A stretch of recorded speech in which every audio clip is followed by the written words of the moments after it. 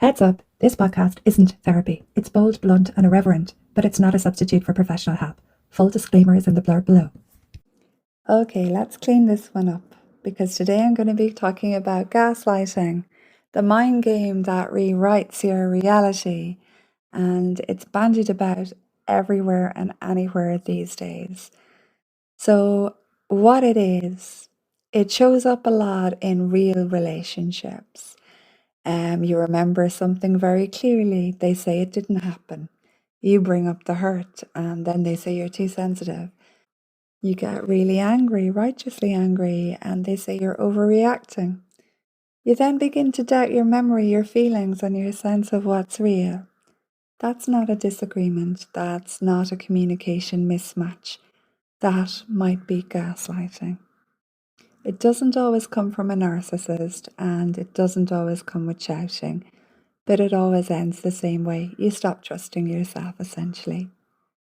The term gaslighting comes from the 1944 film Gaslight, where a husband manipulates his wife into believing she's going mad. He keeps dimming the lights and denying it, hiding different objects, rewriting events. And Freud, he laid the groundwork to this one as well decades earlier in his studies of hysteria, repression, and how people distort another's reality to maintain control.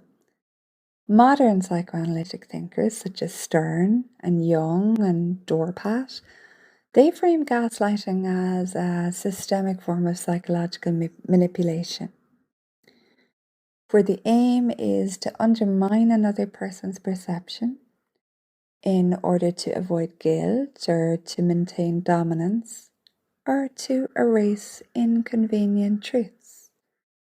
It's not just lying, it's relational mind control. Gaslighting is a psychological manipulation tactic where one person invalidates, distorts, or outright denies another person's lived experience in order to destabilize them and preserve power, image, or control. It can be intentional and calculated, and it can be unconscious and habitual. It can also be really subtle and woven into normal relationships. So the key components are denial and erasure. So that never happened. Oh, you're remembering that all wrong. So reality gets redefined. It gets denied. Events get twisted. You're left second guessing yourself. Emotional invalidation usually plays a part. So think about, you're being so dramatic. You always make things about you. Those kinds of statements.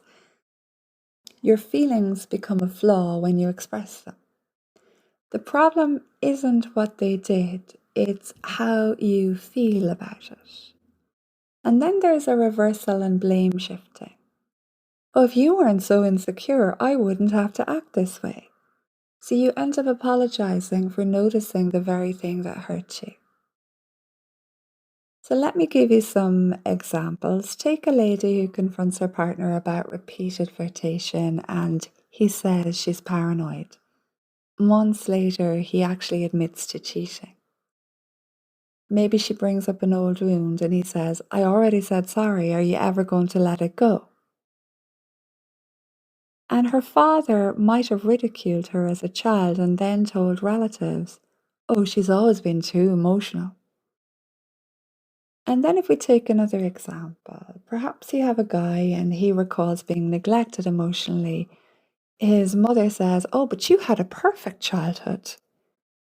Maybe he sets a boundary in his relationship and his girlfriend then calls him selfish, narcissistic, cold, and impossible to please. He's constantly told you're not listening when he's the only one bringing reality to the conversation. All of these are gaslighting. And it happens in day-to-day life too. You might tell somebody that you're really hurt and they might turn around and go, but you're attacking me. You remember words clearly and then someone says, oh, you never said those.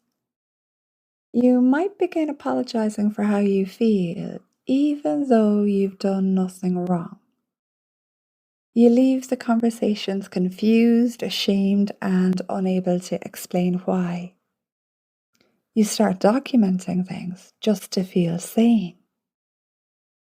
So why should you care? Gaslighting doesn't just distort facts, it rewires your internal compass. You stop trusting your perception, you question your memory, and you dull your intuition. And over time, that's going to erode your sense of self. That's what makes this so dangerous, not just emotionally, but spiritually. So, how do you catch it and change it? Ask yourself, did I feel clear before this conversation and do I feel confused now? Look for patterns, not isolated moments. Track what happens after you express a need or a memory. Keep a journal. Clarity lives in the written word. Trust your gut. Trust your intuition, especially when someone makes you feel foggy. And get external feedback from people who aren't in the dynamic. Gaslighting is psychological abuse disguised as you're too sensitive. It doesn't start with control. It starts with eroding your right to reality.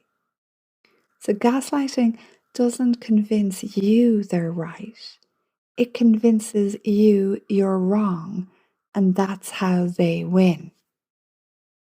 If this one brought up something for you, keep going. Journal about it. Naming it is your first act of refusal. So come back tomorrow for a really interesting episode on one of my favourite movies. If you like these episodes, please follow and share. It'd mean a lot. I'm Annie O'Brien. Thanks for listening. Have a really great day.